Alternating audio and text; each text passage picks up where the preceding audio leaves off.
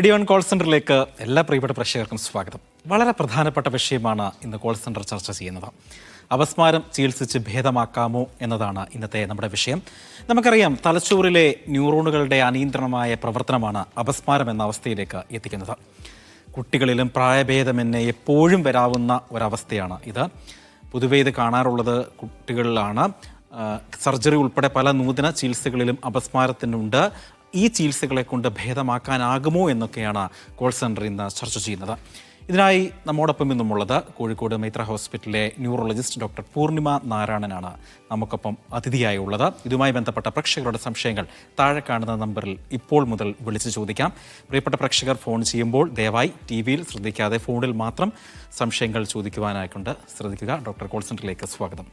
ഞാൻ തുടക്കം സൂചിപ്പിച്ചതുപോലെ തന്നെ എന്താണ് അപസ്മാരം, അത് ഏതൊക്കെ ടൈപ്പുകളാണുള്ളത്?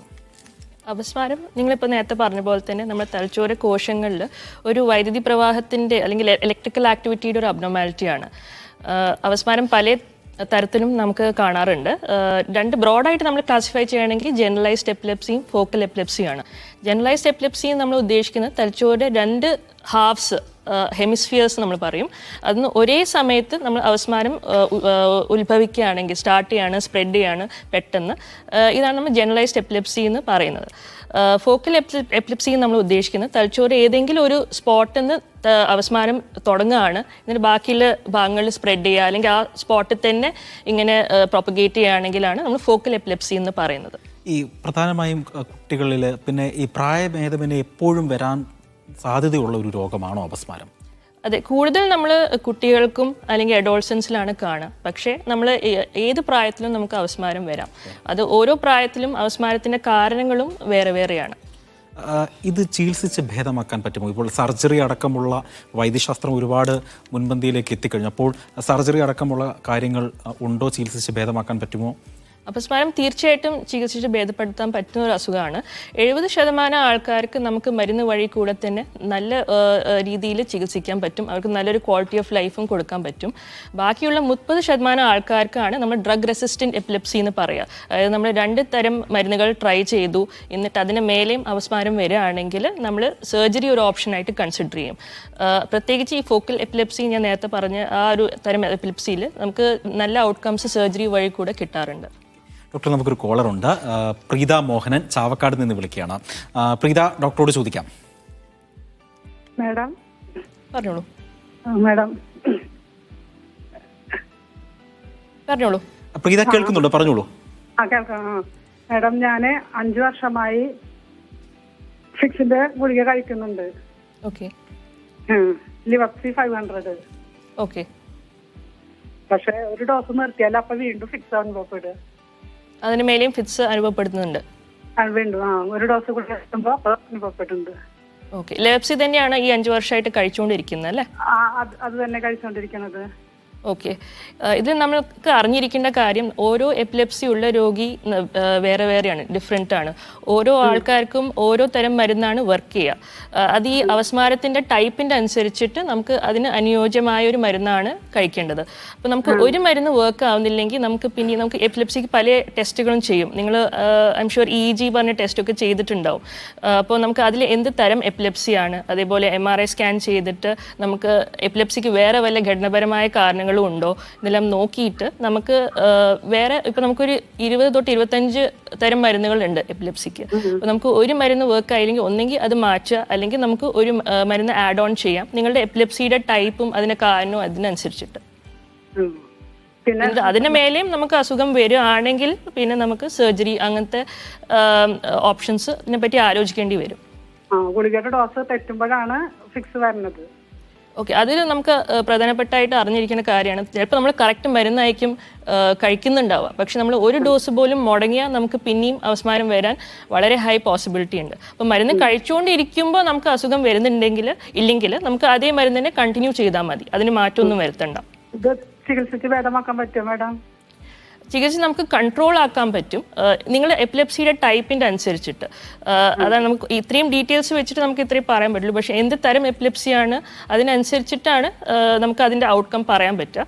പക്ഷേ ഡെഫിനറ്റ്ലി നമുക്ക് ചികിത്സിച്ചിട്ട് നമുക്ക് അപസ്മാരം ഇല്ലാത്തൊരു ലൈഫ് ലീഡ് ചെയ്യാൻ പറ്റും മോസ്റ്റ്ലി. പ്രീത മോഹനാണ് വിളിച്ചത്. ചാവക്കാട് നിന്ന് നൗഷാദ് ചേരുന്നുണ്ട് പട്ടാമ്പിയിൽ നിന്നും. നൗഷാദ്, ഡോക്ടറോട് ചോദിക്കാം.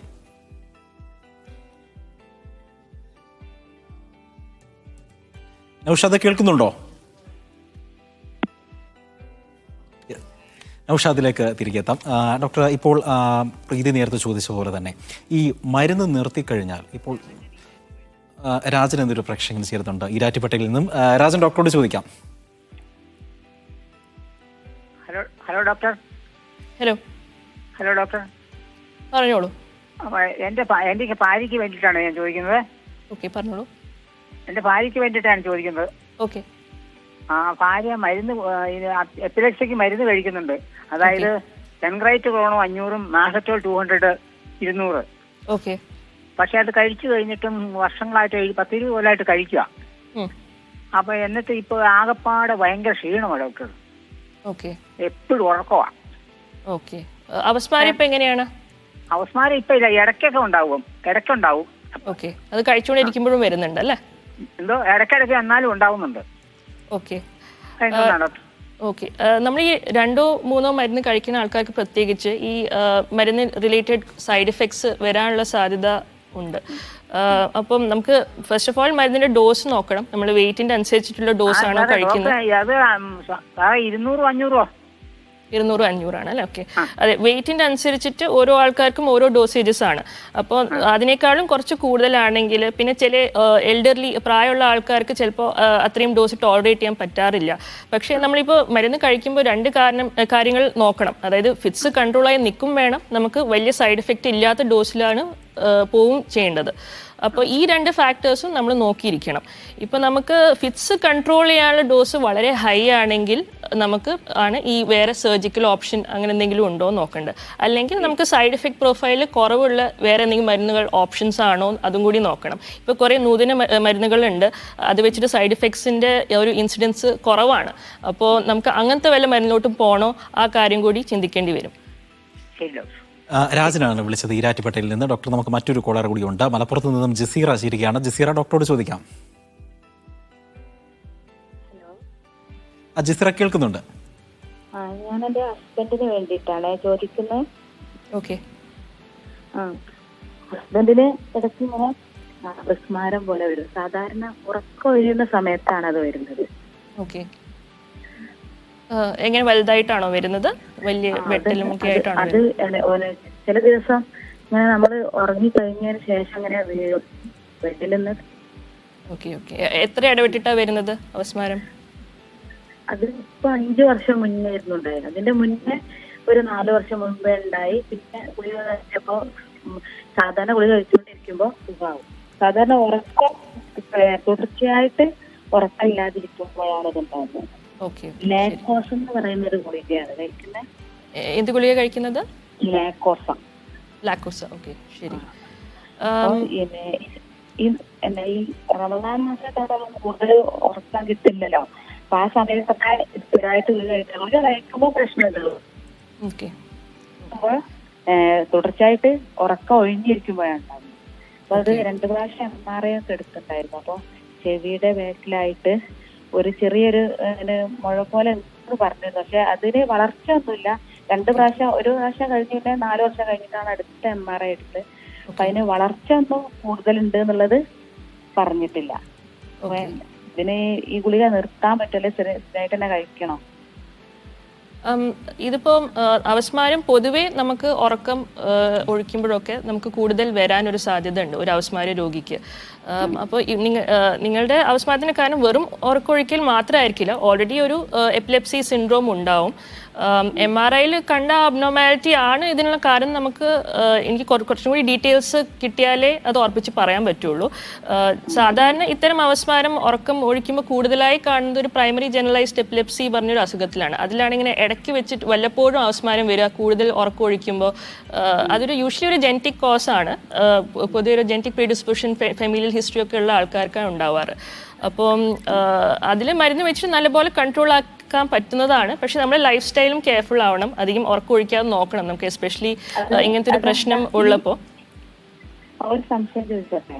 ഓക്കെ. അപ്പൊ ഇത് നമ്മൾ ഈ ഉറക്കം ഒഴിക്കാത്ത സമയത്ത് ഈ ഗുളിക നമ്മൾ കണ്ടിന്യൂ ചെയ്യേണ്ടതുണ്ടോ, അല്ലെങ്കിൽ ഉറക്കം ഒഴിയുന്ന സമയങ്ങളിൽ മാത്രം കഴിച്ചാൽ മതിയോ?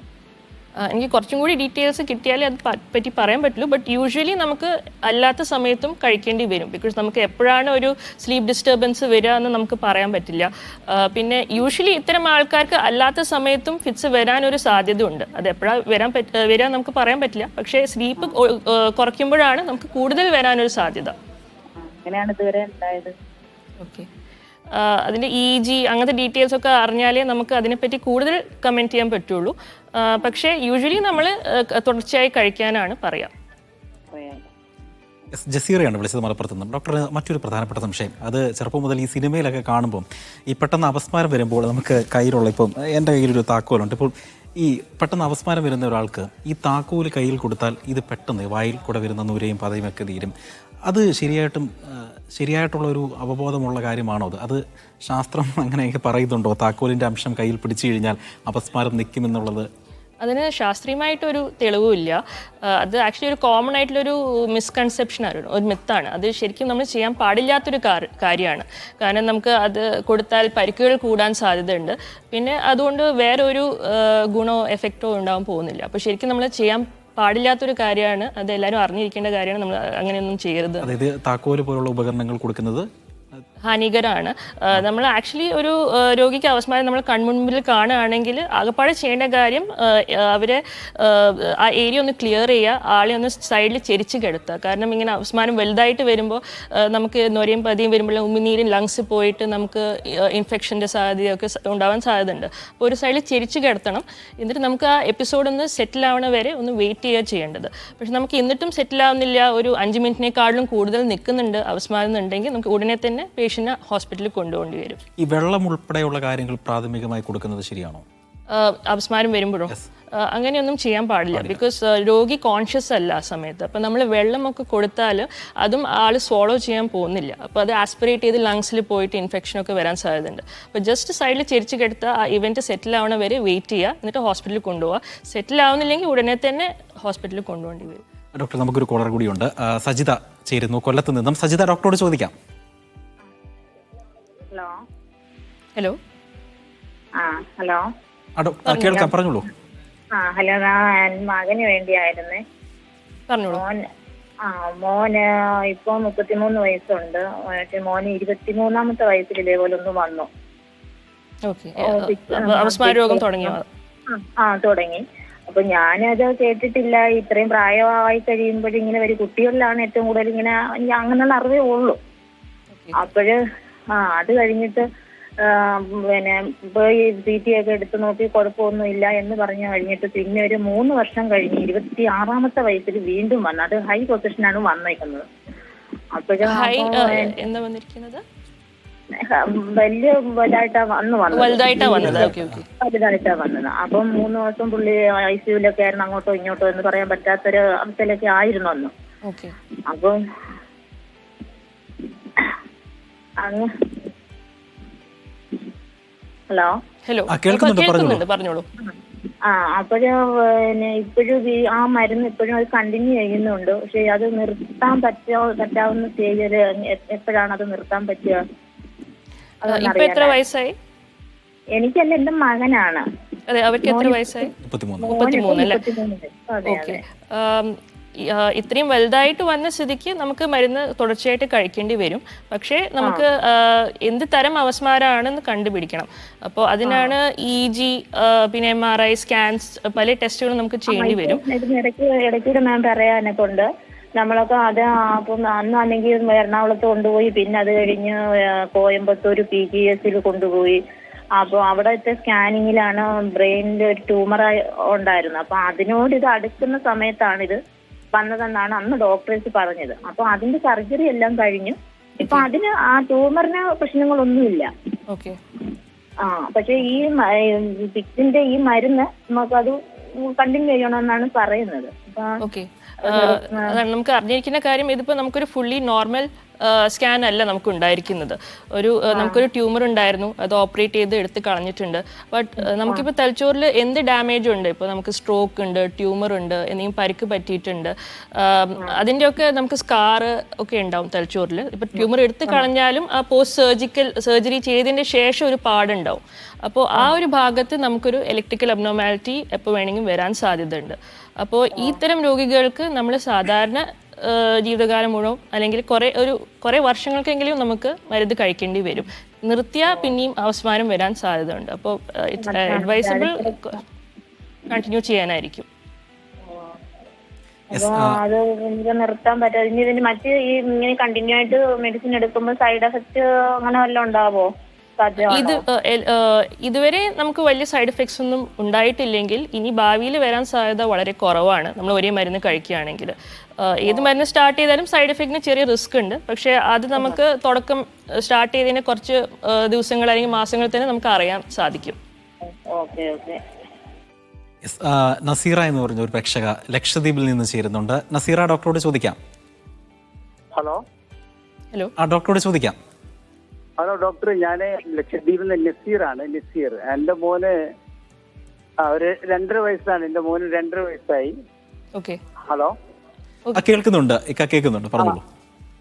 2.5 വയസ്സായിട്ട് ഈ എപ്പിലിപ്സിന്റെ ട്രീറ്റ്മെന്റ് ഞാൻ നടത്തിക്കൊണ്ടിരിക്കുകയാണ്. അസ്ട്രോമെഡിസിറ്റിയിലെ എൻ്റെ ട്രീറ്റ്മെന്റ്. അപ്പോ മോന് ഈ ഗ്ലോബസൂണും പിന്നെ വാൾപ്പിൻ, ഈ 2 മരുന്നാണ് കൊടുത്തുകൊണ്ടിരിക്കുന്നത്. അപ്പോ ഇപ്പോഴും കണ്ടിന്യൂ ഇടയ്ക്ക് വരാറുണ്ട്.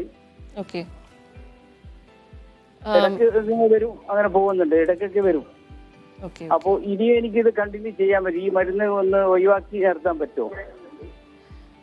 മരുന്നിന് മേലെയും അസുഖം വരികയാണെങ്കിൽ നമുക്ക് യൂഷ്വലി ഒരു സെറ്റ് ഓഫ് ടെസ്റ്റ് ആണ് ചെയ്യുക. നമ്മൾ 2 മരുന്ന് കഴിച്ചിട്ട് അസുഖം വരികയാണെങ്കിൽ നമ്മൾ റൂട്ടീനായിട്ട് അവസ്മാര രോഗിക്ക് EEG പറഞ്ഞ ടെസ്റ്റ് ചെയ്യുക, ഇലക്ട്രോ എൻകെഫലോഗ്രാം. നമ്മൾ ഹാർട്ടിൻ്റെ ECG പോലെ തലച്ചോറിൽ ഇലക്ട്രോഡ്സ് ഒട്ടിച്ചിട്ട് തലച്ചോറിൻ്റെ ഇലക്ട്രിക്കൽ ആക്ടിവിറ്റി നോക്കുക.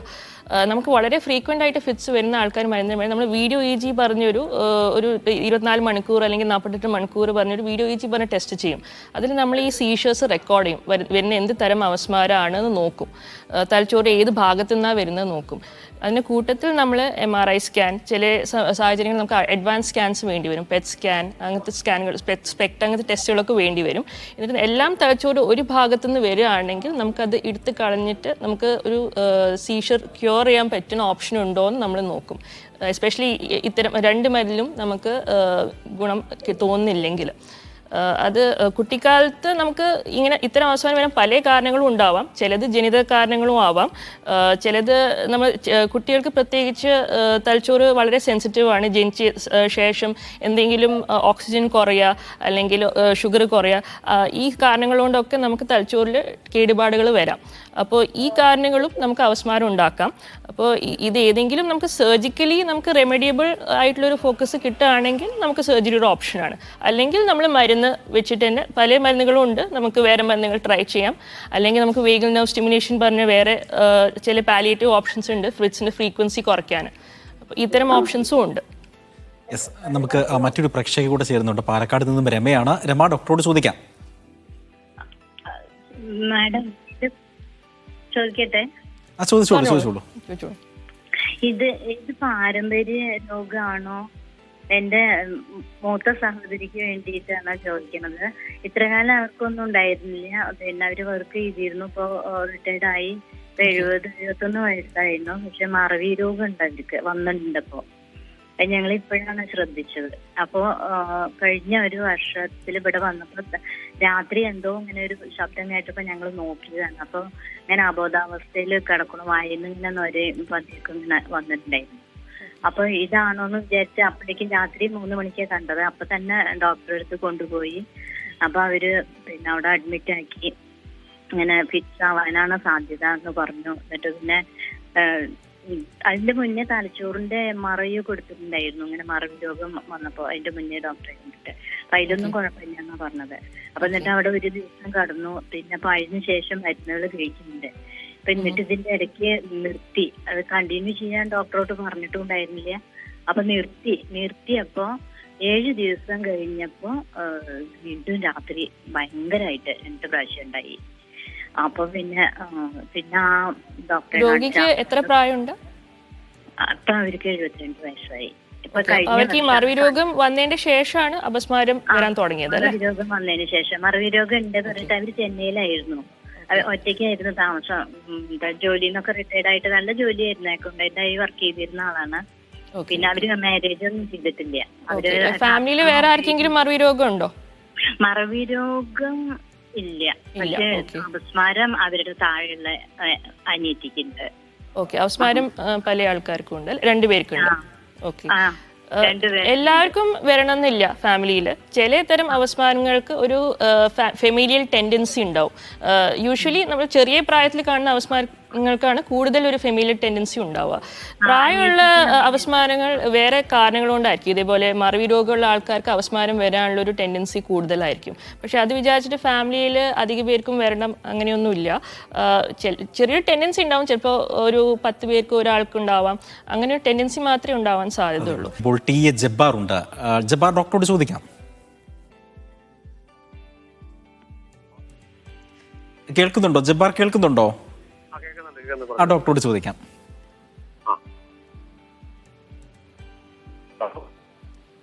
പറഞ്ഞോളൂ. Madam, madam, hello. കേൾക്കുന്നുണ്ട്, പറഞ്ഞോളൂ. കേൾക്കണ്ടോ? യെസ്, മേഡം കേൾക്കണ്ടോ? കേൾക്കുന്നുണ്ട്. ടി.വിയിൽ ശ്രദ്ധിക്കേണ്ട, ഫോണിൽ മാത്രം ശ്രദ്ധിച്ചാൽ മതി. ഞങ്ങൾക്ക് കേൾക്കാം, പറഞ്ഞോളൂ. ഞാൻ ഫോണിൽ മാത്രം, ഞാൻ ഒരു പൊതുപ്രവർത്തനം കൂടിയാ. പക്ഷെ എനിക്ക് എന്നാ അറിയാം, എന്റെ ഈ രണ്ടും കാലില് ഇങ്ങനെ ഒരു ഞരമ്പിന്റെ കംപ്ലൈന്റ് ഉണ്ട്. ഞരമ്പ് ഇങ്ങനെ ബ്ലഡ് കോട്ടാവുക. ബ്ലഡ് കോട്ടായിട്ട് എനിക്ക് നടക്കാൻ പറ്റുന്ന അവസ്ഥയാണ് ഇപ്പം.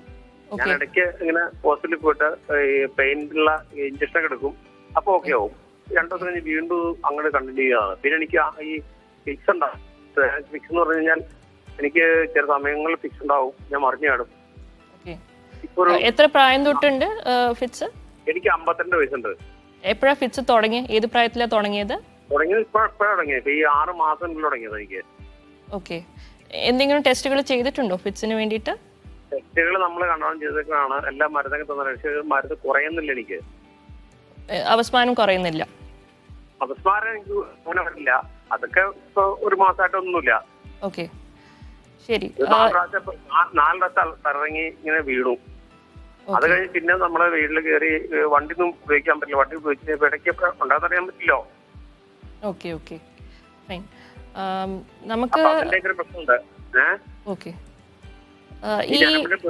നമ്മൾ 2 കാലിലുള്ള ബ്ലഡ് സർക്യൂട്ട് ആവുള്ളത്. കാരണം ഇത് ബ്ലഡ് കട്ടയാവുകയാണ് എന്നാ ഡോക്ടർ വിളിച്ച് പറഞ്ഞു. ഞാൻ എക്സ്റേ എടുത്തു, EMG സ്കാൻ എടുത്തു, എല്ലാം ചെയ്തു. Okay, fine. ശരി, നമുക്കിപ്പോൾ ഈ കാലിൻ്റെ പ്രശ്നവും അപസ്മാരവും റിലേറ്റഡ് ആവണം എന്ന് നിർബന്ധമില്ല. രണ്ടും വ്യത്യസ്തമായ പ്രോബ്ലംസ് ആവാനാണ് സാധ്യത കൂടുതൽ. നമുക്കിപ്പോൾ ഈ പ്രായത്തിൽ ബോധം കെട്ട് വീണു എന്ന് പറഞ്ഞത് എല്ലാം അപസ്മാരം ആവണം തന്നെ ഇല്ല. എസ്പെഷ്യലി ഈ പ്രായത്തിൽ ചില ആൾക്കാർക്ക് ഹാർട്ടിൻ്റെ മിടിപ്പിൻ്റെ വേരിയേഷൻസ്, എസ്പെഷ്യലി നമുക്ക് വേറെ കുറേ ഷുഗർ, പ്രഷർ, കൊളസ്ട്രോൾ ഉള്ള ആൾക്കാർക്കും പിന്നെ പ്രായമുള്ള ആൾക്കാർക്കും പെട്ടെന്ന് ബോധക്കേട്, കാർഡിയാക് ഇഷ്യൂസ് കാരണവും വരാം. ഇപ്പോൾ അപസ്മാരമാണെന്ന് കൺഫേം ചെയ്യാനും നമ്മൾ ടെസ്റ്റുകൾ ചെയ്യേണ്ടി വരും. EEG, MRI ഇത്തരം ടെസ്റ്റുകൾ ചെയ്തിട്ട് നമ്മൾ അപസ്മാരം കൺഫേം ചെയ്യുകയാണെങ്കിൽ മരുന്ന് അത് വെച്ചിട്ട് നമുക്ക് കണ്ടിന്യൂ ചെയ്താൽ നമുക്ക് കുറച്ച് കൺട്രോൾ ചെയ്യാൻ പറ്റേണ്ടതാണ് ഐഡിയലി. അപ്പോൾ അതുമായിട്ട് ഇടയ്ക്കിടയ്ക്ക് ഇങ്ങനെ ബോധക്കേട് വരികയാണെങ്കിൽ നമുക്ക് അതിന് വേറെ എന്തെങ്കിലും കാരണങ്ങൾ ഉണ്ടോ എന്നും കൂടി ഒന്ന് നോക്കേണ്ടി വരും, അപസ്മാരം അല്ലാതെ. യെസ്, കോളറുടെ സമയപരിധി ഉണ്ടായിട്ട് ഞാൻ ഇടപെടുകയാണ്. അപസ്മാരത്തിന് എന്തെല്ലാം തരത്തിലുള്ള ചികിത്സകളാണ് ഉണ്ടാകുന്നത്, അത് ഭേദമാക്കാൻ പറ്റുമോ എന്നൊക്കെയാണ് ഇന്ന് കോൾ സെൻറ്റർ വിശദമായി ചർച്ച ചെയ്തത്. ഇതിനായി നമുക്കൊപ്പം ഉണ്ടായിരുന്നത് കോഴിക്കോട് മൈത്ര ഹോസ്പിറ്റലിലെ ന്യൂറോളജിസ്റ്റ് ഡോക്ടർ പൂർണിമ നാരായണനായിരുന്നു. പ്രേക്ഷകരുടെ സംശയങ്ങൾക്ക് മറുപടി നൽകിയത്. ഡോക്ടർ കോൾ സെൻറ്ററിൽ വന്നതിന് വളരെയധികം നന്ദി രേഖപ്പെടുത്തിയാണ്.